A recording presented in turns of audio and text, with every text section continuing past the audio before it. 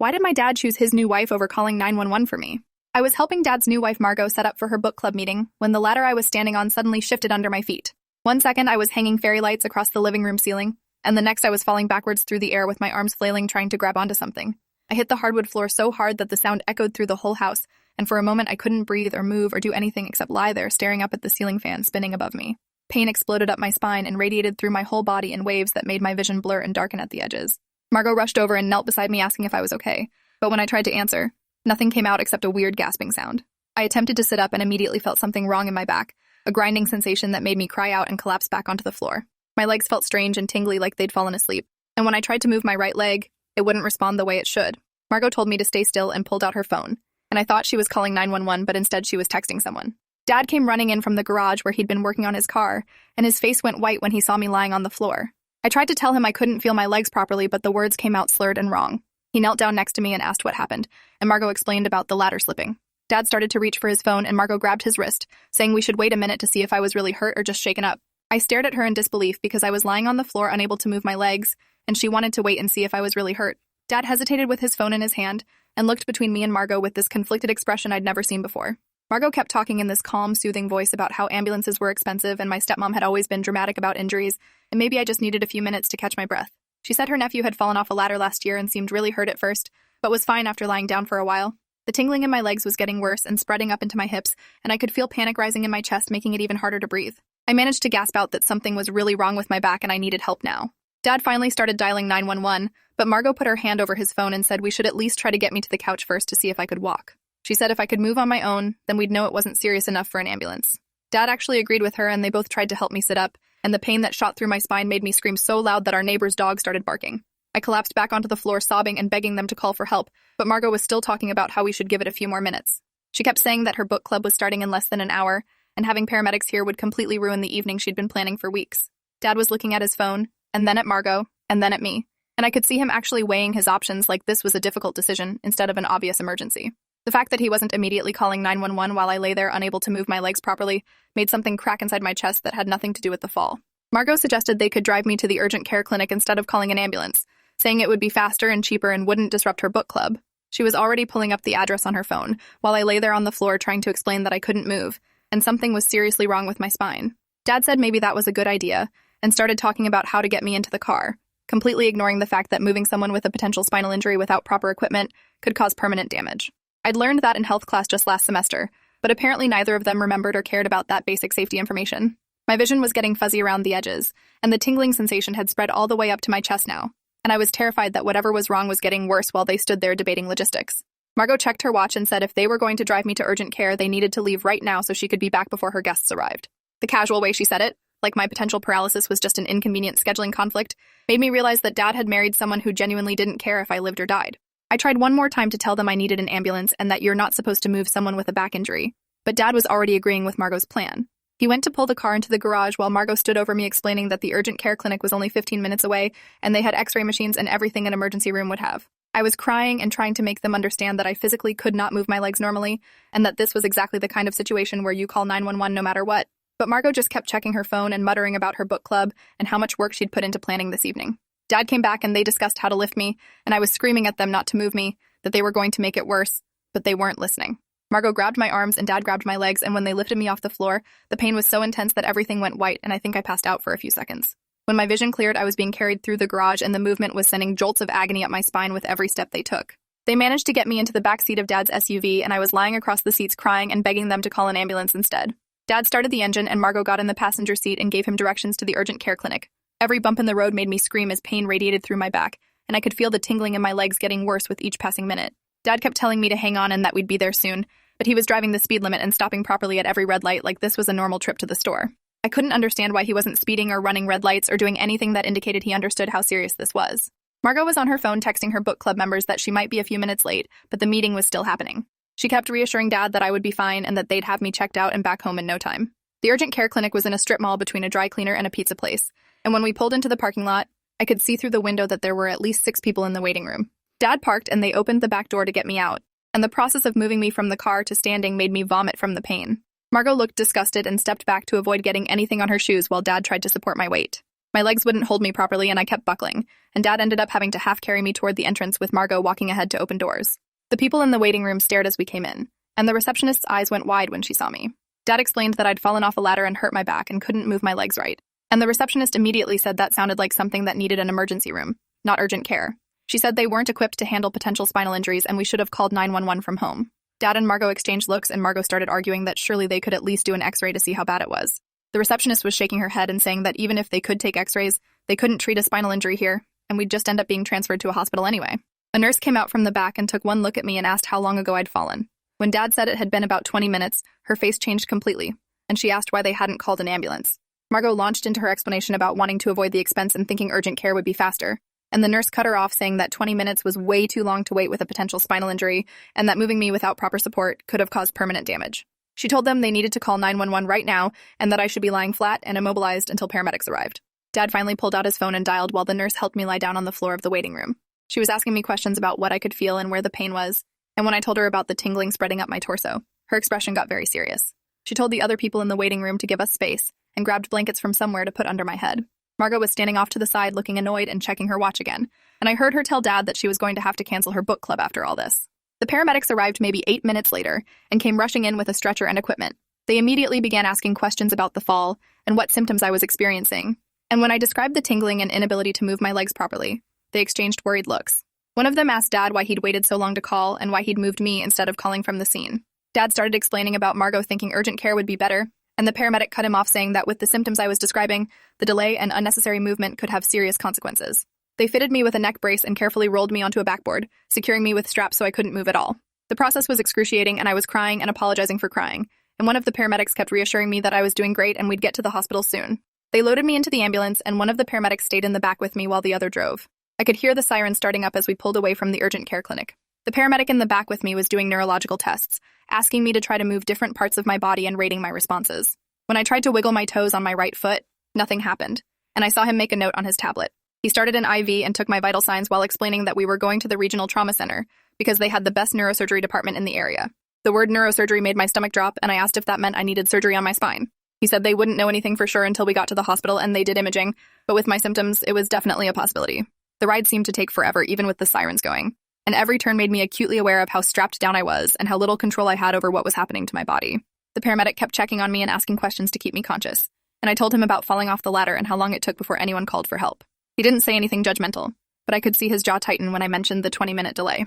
We arrived at the hospital and I was rushed through doors into what looked like a trauma bay with bright lights and lots of people in scrubs. Everyone was moving fast and talking to each other using medical terms I didn't understand. Someone cut off my shirt and started placing electrode stickers all over my chest, while someone else was examining my back. A doctor introduced herself as Dr. Okonkwo and explained they were going to do a CT scan of my spine to see what was damaged. She asked me the same questions about what I could feel and move, and when she tested the reflexes in my feet with some kind of tool, one foot responded but the other didn't. Her face remained neutral, but I saw her exchange a look with one of the nurses. They wheeled me down a hallway into a room with a large machine and carefully transferred me onto the scanning table. The technician explained that I needed to stay completely still, and that the machine would make loud noises. The scan itself only took maybe 10 minutes, but it felt like an eternity lying there unable to move, and wondering what they were seeing on those images of my spine. After the scan, they wheeled me to a room in what the nurse called the neuro-ICU. Dad and Margot arrived about 30 minutes later, and I could hear them arguing in the hallway before they even came into my room. Dad was saying something about how Margot's book club wasn't important, and she was saying something about how she'd planned it for weeks and couldn't just cancel. When they finally came in, Margot stayed near the door while Dad came to my bedside looking shaken and guilty. He started apologizing and saying he should have called 911 right away, and I just stared at him, unable to process that he was apologizing for something that could have permanently paralyzed me. Dr. Okonkwo came in with the CT results and explained that I had a fractured vertebra in my lower spine and significant swelling of the spinal cord. She said the swelling was compressing the nerves that controlled my legs, which explained the weakness and numbness. She said I needed surgery within the next few hours to stabilize the fracture and relieve the pressure on my spinal cord, and that the delay in getting treatment had made the swelling worse. Dad's face went pale, and he asked if the delay meant permanent damage. Dr. Okonkwo said it was too early to tell, but that every minute of pressure on the spinal cord increased the risk of permanent nerve damage. She needed Dad to sign consent forms for the surgery, and she needed them signed immediately because time was critical. Dad's hands were shaking as he signed the paperwork, and Margot was still standing by the door checking her phone. Dr. Okonkwo looked at Margot and asked if she had any questions about the procedure, and Margot just shook her head and said she was sure everything would be fine. The doctor's expression suggested she had opinions about Margot's level of concern, but she kept them professional and said the surgical team was being prepped right now. 2 orderlies came in and started unlocking my bed wheels, preparing to take me to the operating room. Dad grabbed my hand and said he loved me and that I'd be okay, and I wanted to believe him, but I couldn't stop thinking about how he'd chosen Margot's book club over my safety. They wheeled me down to the surgical floor and into a prep area where an anesthesiologist introduced himself and explained what would happen during the procedure. He said they'd put me under general anesthesia and that I wouldn't feel anything or remember anything from the surgery. A nurse started adding medications to my IV and told me I'd start feeling drowsy soon. I asked her what would happen if the surgery didn't work, and she squeezed my hand and said the doctors here were the best, and I was in good hands. The last thing I remember before going under was being wheeled into a bright white operating room with lots of equipment and masked faces looking down at me. Someone told me to count backward from 10, and I got to maybe 7 before everything went black. When I woke up, I was in a different room with my throat feeling raw and my mouth incredibly dry. There was a tube down my throat, and I started panicking and trying to pull at it, but my hands were restrained and nurses rushed over telling me to stay calm. One of them explained I was still intubated because they wanted to keep me on the ventilator for a few more hours to make sure everything was stable. The tube came out later that evening and my throat hurt so badly I could barely swallow. A different doctor came in and introduced himself as Dr. Yates, the neurosurgeon who'd operated on me. He explained they'd put 2 metal rods and 6 screws in my spine to stabilize the fractured vertebra and had removed some bone fragments that were pressing on my spinal cord. He said the surgery went well, but the amount of swelling they found was concerning and indicated significant trauma to the cord. When I asked if I'd be able to walk again, he said it was too early to tell, and we'd know more over the next few days as the swelling went down. He did some neurological tests similar to what the paramedic had done, asking me to try to move my legs and feet. I could move my left leg a little, but my right leg still wasn't responding properly. Dr. Yates made notes and said we'd continue monitoring closely and start physical therapy as soon as possible. Dad came in after the doctor left and tried to hold my hand, but I pulled away. He looked hurt and asked what was wrong, and I just stared at him until he sat down and stopped trying to touch me. I spent the next 3 days in the ICU while they monitored my spine and managed my pain with medications that made everything feel fuzzy and distant. Dad came to visit every day and tried to talk to me, but I had nothing to say to him. Margot came once, stayed for maybe 10 minutes, and left saying she had things to take care of at home. On the 4th day, they moved me to a regular hospital room, and a physical therapist came to assess my mobility. She helped me try to sit up in bed, and the movement made my back scream with pain despite the medications. We worked on small movements like trying to lift my legs and flex my feet, and while my left side was responding better, my right side was still significantly impaired. The therapist said this was actually somewhat encouraging, because it meant the nerves weren't completely damaged, just severely irritated from the swelling. She said recovery would be a long process and would require intensive physical therapy, possibly for months. The word months hit me like a physical blow because I'd been hoping this would be something I could recover from in a few weeks. Dad brought my little sister Ivy to visit on day 5, and she started crying when she saw all the tubes and monitors attached to me. She was only 9 and didn't really understand what had happened, just that I'd fallen and hurt my back. I tried to smile and tell her I was okay, but my voice came out weak and unconvincing. Ivy asked when I was coming home, and I had to tell her I didn't know yet. Dad pulled her aside, and I could hear him explaining in simplified terms about my spine injury and the surgery. Ivy asked if it was going to be like when Grandma broke her hip and needed a walker, and Dad said it might be something like that, but we were hoping I'd recover more fully. After they left, I lay in bed staring at the ceiling and thinking about everything I might not be able to do anymore. I was supposed to start varsity soccer in the fall, and I'd been training all summer. Now I couldn't even walk across the room without help. A social worker came to talk to me about what resources would be available once I was discharged, and she mentioned home health care and adaptive equipment and outpatient rehab. All these things that made my new reality feel more permanent and terrifying. The police showed up on day 6 to take a statement about what had happened. A detective named Alvarez sat in my room with a notepad and asked me to walk through the events of that afternoon. I described helping Margot with the ladder and the fall and how long it took before anyone called 911. When I got to the part about them deciding to drive me to urgent care instead, Detective Alvarez stopped writing and asked me to repeat that. I explained about Margot not wanting to miss her book club and convincing Dad to take me to the clinic instead of calling an ambulance. The detective asked if I'd clearly communicated that I couldn't move my legs properly and that I was in severe pain, and I said yes, I'd been crying and begging them to call 911. He wrote everything down and said he'd need to talk to my father and stepmother as well. After he left, a nurse told me that delaying medical care for a child and moving someone with a suspected spinal injury against medical advice could potentially be considered criminal negligence.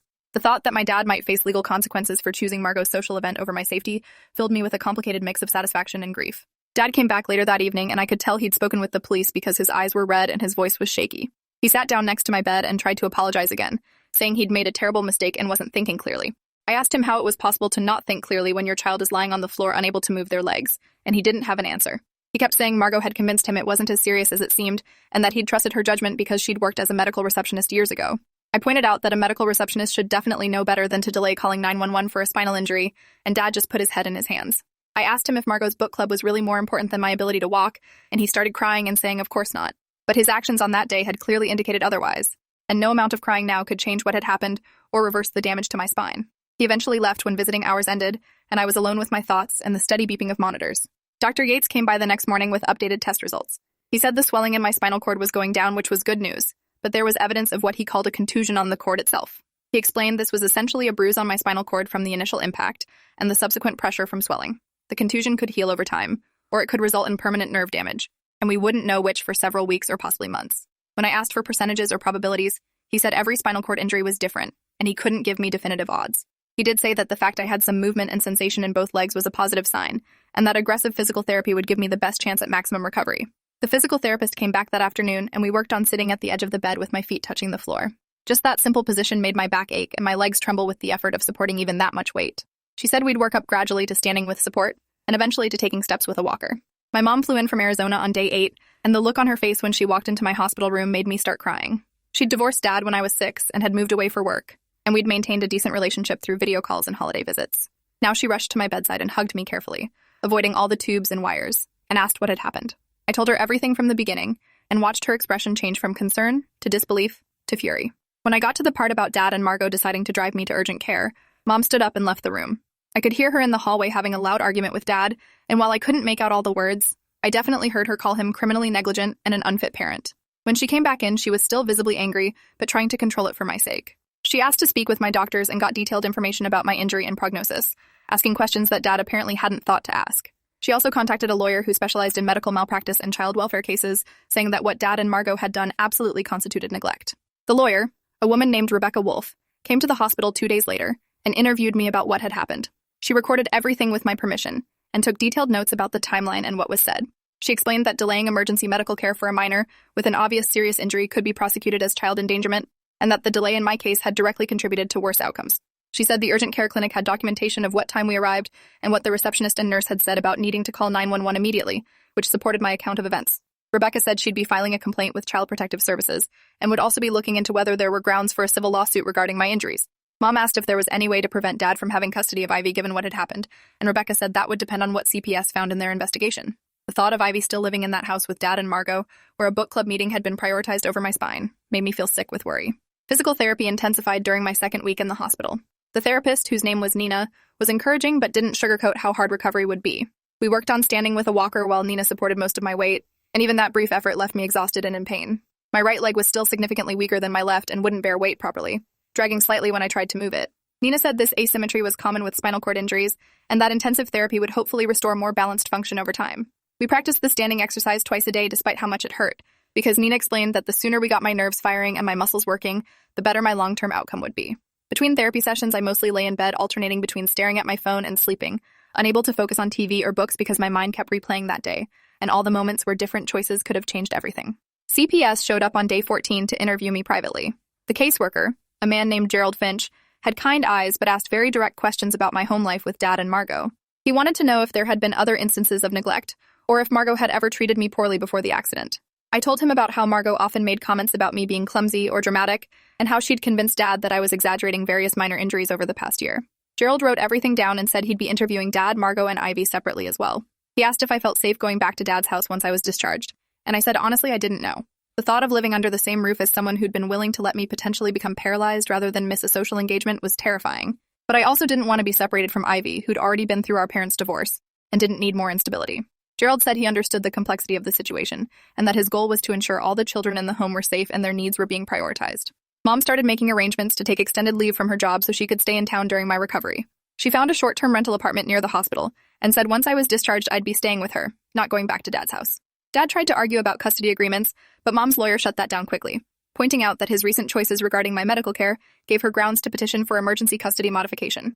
Dr. Yates cleared me for discharge on day 16, with instructions for intensive outpatient physical therapy 5 days a week. The hospital arranged for a wheelchair since I still couldn't walk more than a few steps with the walker, and Nina gave Mom detailed instructions about helping me with exercises at home. Walking out of the hospital in a wheelchair after being carried in on a stretcher felt surreal, like I was watching someone else's life instead of living my own.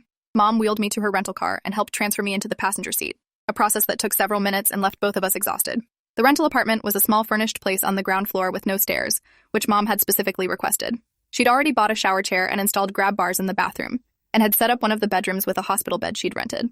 The level of preparation she'd done in just a few days showed how seriously she was taking my care, which made the contrast with Dad's choices even more stark. That first night in the apartment, I tried to shower with Mom's help and ended up crying from a combination of pain, frustration, and humiliation at needing assistance with basic hygiene.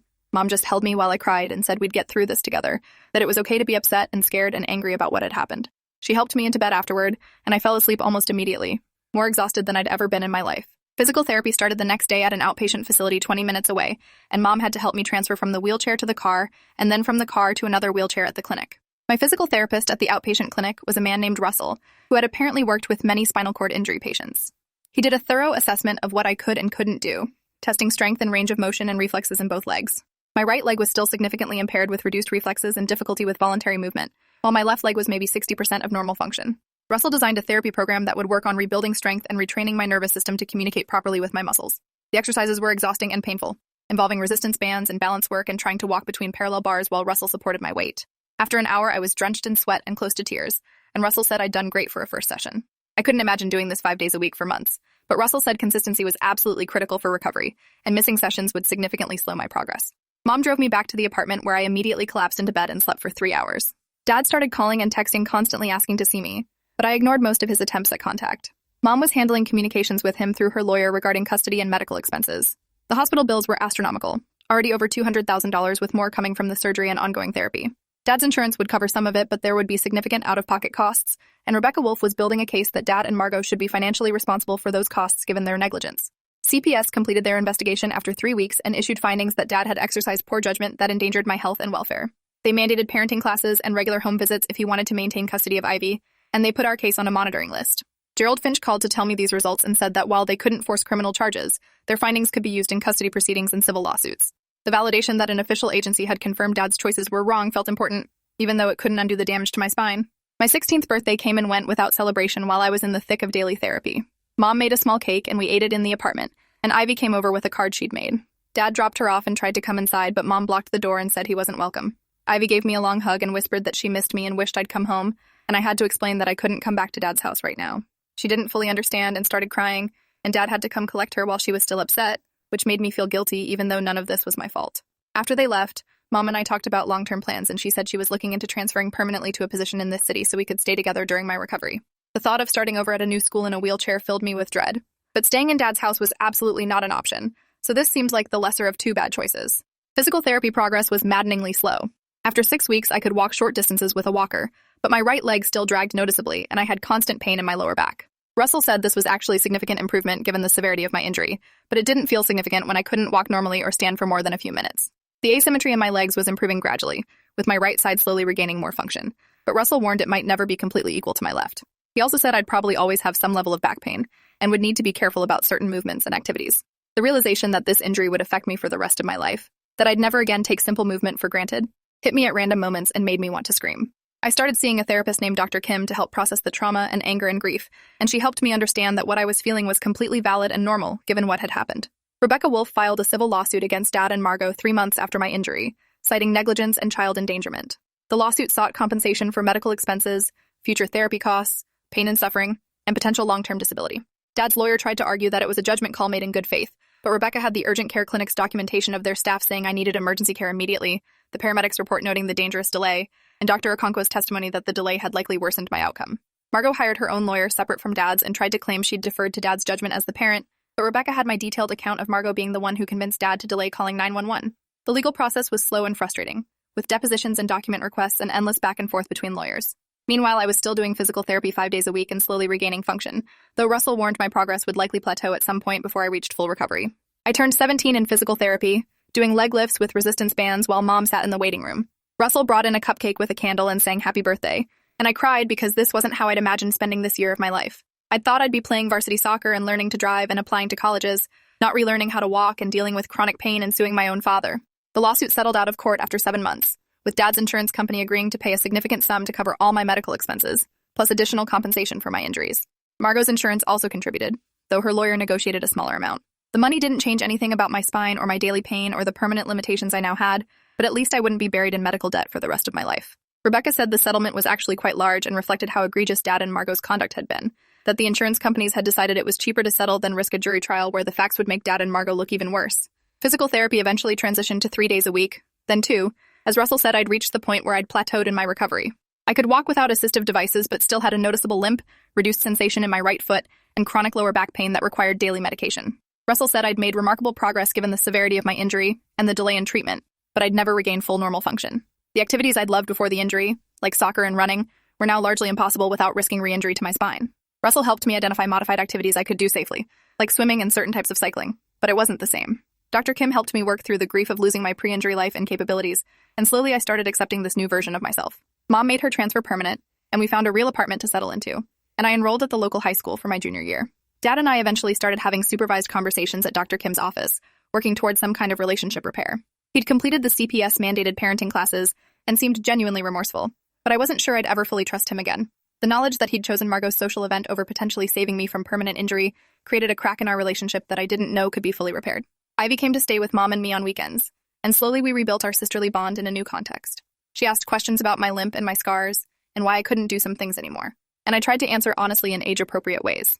Dad and Margot divorced 8 months after my injury, with Dad saying he realized she'd had a toxic influence on his judgment and parenting. Whether that was true or just a convenient narrative, I wasn't sure, but at least Ivy wouldn't be living with Margot anymore. 2 years after the fall, I graduated high school with decent grades despite having missed significant time for medical appointments and therapy. My limp was less pronounced but still noticeable, and I had to take breaks to sit down during the graduation ceremony because standing too long made my back hurt. Mom cried when they called my name and I walked across the stage, probably remembering a time when it wasn't clear if I'd walk again at all. Dad was there too, sitting several rows back, and when I made eye contact with him, he smiled sadly and gave a small wave. I waved back, a gesture of acknowledgement but not forgiveness, because some things can't be forgiven even when you understand they came from weakness rather than malice. I'd learned to live with my altered body and my chronic pain and the knowledge that one person's selfish choice had permanently changed my life. And I'd learned that sometimes the people who are supposed to protect you will fail in spectacular and devastating ways, and all you can do is survive it and build something new from the wreckage they left behind. Appreciate you watching this far. If you enjoyed it, drop a like, leave a comment, and subscribe so you won't miss the next story.